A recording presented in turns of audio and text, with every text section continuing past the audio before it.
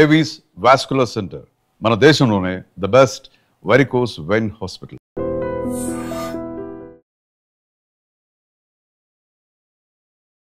Ladies and gentlemen, welcome to iDream media. నేను ప్రియదర్శన్. నాతో పాటు ఎవరున్నారంటే, బేసిక్గా మనకు వచ్చే ప్రతి అనారోగ్య సమస్యకి ప్రకృతిలోనే పరిష్కారాలు దొరుకుతూ ఉంటాయి. వాటిని ఈరోజు కొన్ని సమస్యలకి మనం పరిష్కారాలు వెతుకుతాం. నాతో పాటు ఉన్నారు traditional healer, herbalist B Anjaneyaraju garu. మాట్లాడదాం. సార్ నమస్తే. నమస్కారం అండి. బాగున్నారా సార్? బాగున్నానండి. సో బేసికల్లీ వచ్చేది శీతాకాలం. మన తరతరాలుగా చూస్తుంది శీతాకాలం అనగానే ముక్కులోంచి ఇలా జారుతూ ఉంటది, చిన్నపిల్లల నుంచి పెద్దవాళ్ళ వరకు.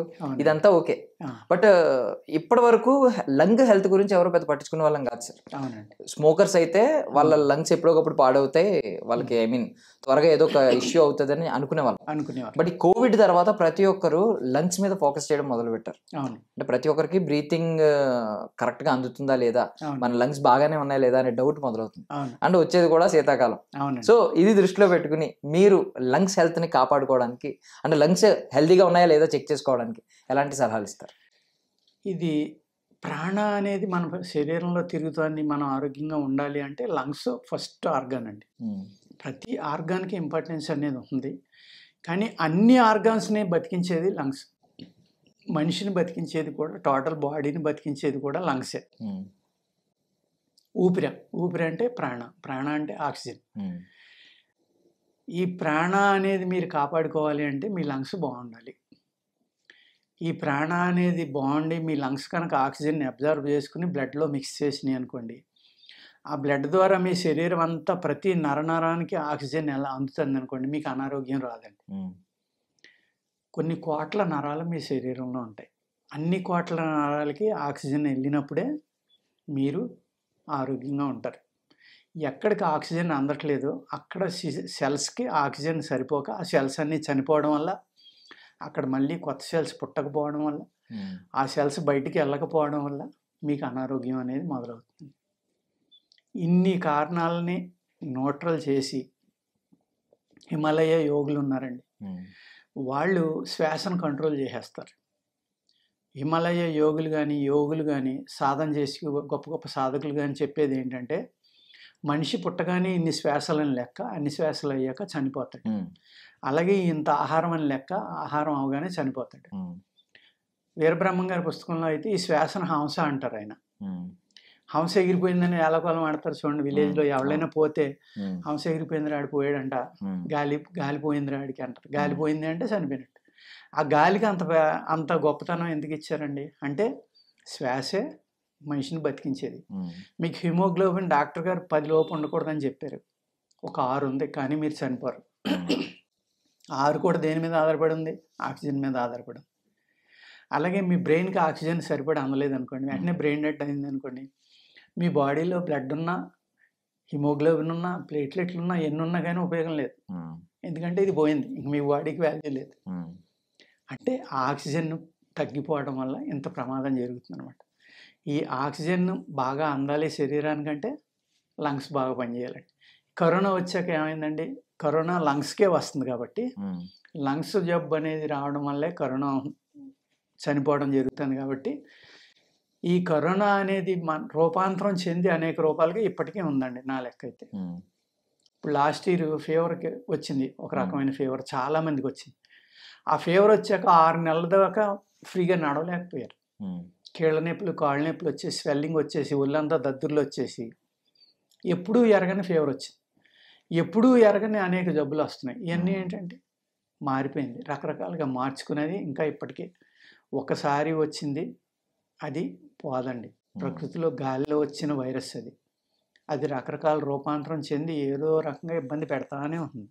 కాకపోతే ఏంటంటే ఉండే కొలిది మన బాడీలో కూడా దాన్ని ఎదుర్కొనే ఇమ్యూనిటీ అనేది పెరగటం వల్ల దాని ప్రభావం అంతగా ఉండకపోవచ్చు, చావు అనేది జరగకపోవచ్చు, కానీ ఏదో రూపంలో మనల్ని ఇబ్బంది పెడతాను. దాని నుంచి మనం కాపాడుకోవాలంటే ఏం చేయాలండి? రాబోయేది చలికాలం.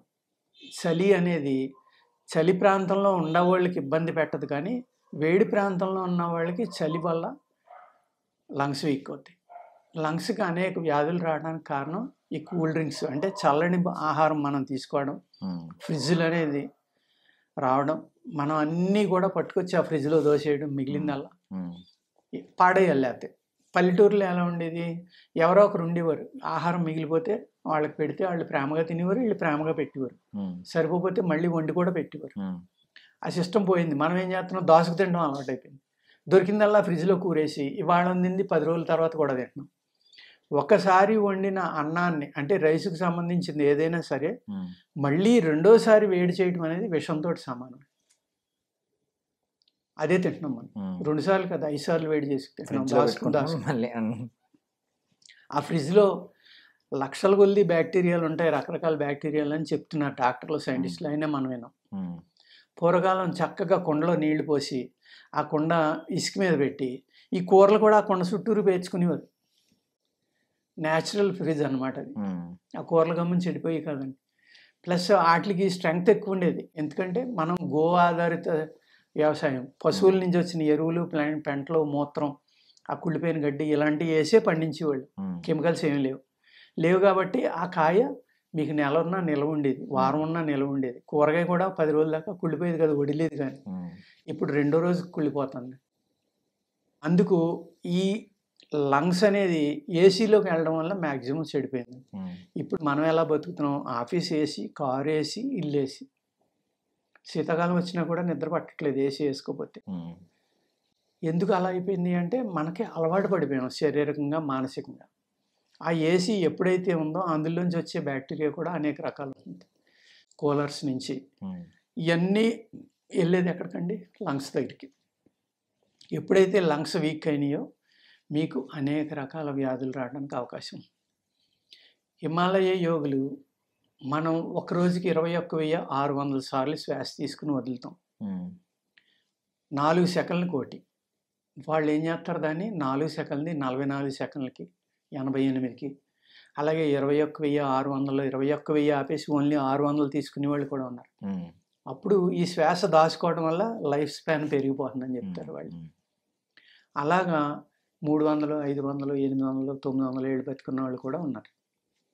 ఈ మధ్యకాలంలో అయితే అనేక మంది ఇప్పుడు టీవీలో కూడా చెప్తున్నారు. ఎవరు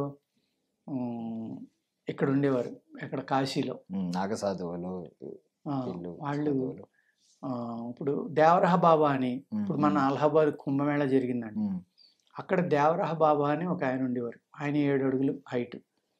ఆయన ఒక 10 అడుగులు 8 అడుగుల హైట్లో ఒక అరప మీద ఉండేవారు. ఆయన ఆహారం ఎప్పుడు తీసుకున్నట్టుగా ఎవరో చూడాల. ఆయన 350 సంవత్సరాలని చెప్తారు. ఆయనకి కాలం చేశారనుకోండి, లేరు ఇప్పుడు. ఇందిరాగాంధీ కాడి నుంచి ప్రెసిడెంట్లు, ప్రైమ్ మినిస్టర్లు అందరూ వచ్చి ఆయన దీవెన కోసం వస్తే అరప మీద కాలు ఎట్టి ఇలా నెత్తిమే పెట్టేవారు ఆయన. అదే దీవెన. ఇందిరాగాంధీకి ఇలా అరిచే పెట్టారు.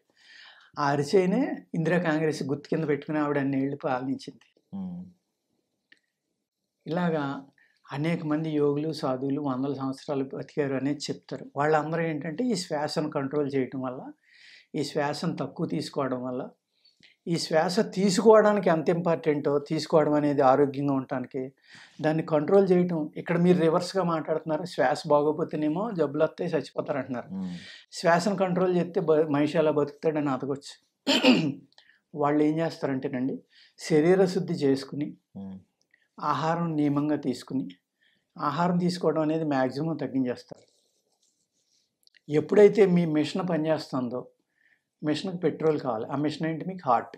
అప్పుడు దానికి ఆక్సిజన్ కావాలి, ఆహారం కావాలి, రక్తాన్ని పంపు చేయడానికి రక్తం మళ్ళీ పెరుగుతూ ఉండాలి. అదే వీళ్ళు ఏం చేస్తారంటే యోగ సాధన ద్వారా, శ్వాస ద్వారా హార్ట్ బీట్ అనేది కంట్రోల్ చేసేస్తారు. కంట్రోల్ చేసేటప్పటికి ఏమవుతుంది, మీకు పెట్రోల్ వాడవలసిన పని లేదు కదా, ఆహారం తగ్గిపోతుంది, అప్పుడు శ్వాస కూడా తగ్గిపోతుంది. ఆ విధంగా శ్వాసను రిజర్వ్గా వాడుకోవటం వల్ల లైఫ్ స్పాన్ పెంచుకుని 100 సంవత్సరాలు బతుకుతారనమాట. ఈ శ్వాసలో అన్ని మెరకేసి చేయొచ్చండి.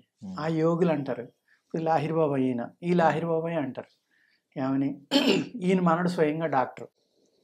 ఈయన రోజు గంగలో స్నానం చేసి వచ్చి అరుగు మీద కూర్చుని వచ్చిన వాళ్ళకి సత్సంగం చెప్తూ ఉంటే, ఆ డాక్టర్ రోజు ఈయన్ని ఏలకోలంగా చూస్తా, వీళ్ళందరూ చేదస్తాం, వీళ్ళందరూ ముసలోళ్ళు, పిచ్చోళ్ళు అన్నట్టుగా నవ్వుతూ వెళ్తూ ఉంటాడు.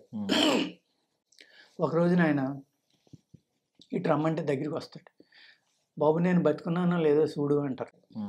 ఆయన పల్స్ పట్టుకుంటాడు, 20 నిమిషాలైనా దొరకదు. స్టెథోస్కోప్ తోటి చూస్తాడు, 20 నిమిషాలైనా గుండె దొరకదు. మరి మీ సైన్స్ ప్రకారం 20 నిమిషాలు శ్వాస తీసుకోకుండా హార్ట్ పని చేయకపోతే చచ్చిపోయినట్టు కదా, నాకు మరి డెత్ సర్టిఫికేట్ ఇస్తావా అని అడుగుతారు ఆయన. మరి మీరు మాట్లాడుతున్నారు కదా అంటాడు ఆయన. మరి నీ వైద్యశాస్త్ర ప్రకారం చచ్చిపోయినట్టే కదా నేనంటే అప్పుడు అర్థమవుతుంది, ఓహో ఇంత అద్భుతమైన యోగి ఈయన, హార్ట్ బీటు అన్నీ ఆపేశాక కూడా వీళ్ళు మాట్లాడుతూ ఉంటారా, ఇది ఎలాగా అనేది తెలుసుకుని ఆయన కూడా ఈయన దగ్గర సాధనా మార్గం తెలుసుకుని సాధన చేస్తాడు. అంటే లంగ్స్ ద్వారా మనిషి కావాలంటే 100 సంవత్సరాలు బతకొచ్చు. ఆ లంగ్స్ని చేసుకుని ఆ లంగ్స్ని కంట్రోల్ చేసి శ్వాసను కంట్రోల్ చేస్తే కనుక మీరు యోగులు ఋషుల దగ్గరికి వెళ్ళి బీపీ చూశారనుకోండి ఒక 10, 20, 30 ఇలా. మరి మోడర్న్ వైద్యశాస్త్ర ప్రకారం చనిపోవాలి కదా వాళ్ళు, చాలా ఆరోగ్యంగా ఉంటారు. బిఫోర్ లాస్ట్ ఇయర్ ఒక 3-4 years బ్యాక్ ఒక ఆయన ఇలాగే నాకు ఆహారం అక్కలేదు ఎన్నేళ్ళైనా బతుకుంటాను నేనని ఒక ఆయన చెప్తే మన డిఫెన్స్ వాళ్ళే, ఆయన పేరు మర్చిపోయాను నేను, డిఫెన్స్ వాళ్ళు ఒక రూమ్లో తలుపులేసి ఆయన్ని పెట్టి ఆహారం నీరు ఇవ్వకుండా ఆయన ఓన్లీ సాధన చేసుకునేవాడు హ్యాపీగా. 2 నెలలు 3 నెలలు చూసినా ఆయన నీళ్లు తాగలేదు, ఆహారం తినలేదు. ఆయన అన్ని టెస్టులు బాగున్నాయి, ఆరోగ్యంగా ఉన్నాడు. ఆయన నా వయసు 3 ఏళ్ళు అని చెప్పాడు. ఇలా మోడర్న్ సైన్స్కి అందనివి అనేక రహస్యాలు ఉన్నాయండి. ఇవన్నీ కూడా హిమాలయ యోగులు అందరూ చెప్పేది ఏంటంటే ఊపిరితి మీదే ఆధారపడి ఉంది. అందుకనే అందరు ఎవరు చెప్పినా ప్రాణాయామం ప్రాణాయామం ప్రాణాయామం, శ్వాస మీద ధ్యాస పత్రిజీ చెప్పేవారు.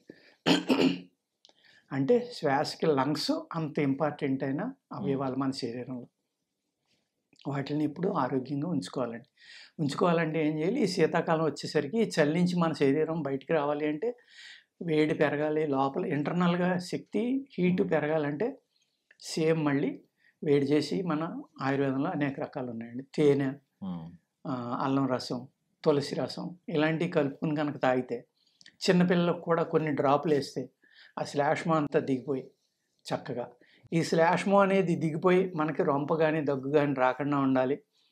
ఈ కఫం పెరగకూడదంటే ఏం చేసేవారు అండి పూర్వం, ఆముదం ఇచ్చేవారు.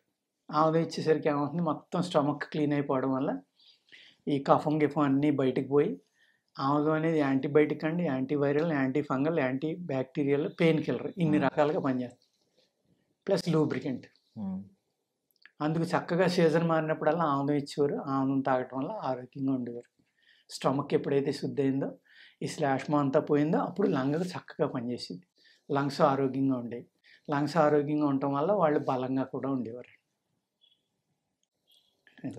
Thank you sir, thank you so much, చాలా అద్భుతంగా చెప్పారు. And for more videos, Please subscribe to iDream. Please subscribe to iDream. Please subscribe iDream. And please subscribe to iDream. For more videos, subscribe to iDream. please like, share and subscribe to the channel. Congratulations, iDream. Subscribe to iDream. Subscribe to iDream. So subscribe to iDream Media. iDream ki iDream team అందరికి huge congratulations. Please subscribe iDream Media. Please subscribe to iDream. Subscribe iDream. Please subscribe to iDream. iDream అంటే నా కళల ఛానల్ను subscribe చేసుకున్న నోరు తిరుగుతలేదు, మీరైతే గంట గుర్తు కొట్టండి. For more such videos, please subscribe to iDream. Subscribe to iDream. Please subscribe to iDream. Please subscribe iDream Media. Please do subscribe to iDream. Please subscribe to iDream Media. For best entertainment and information, please subscribe iDream. And don't forget to subscribe to iDream.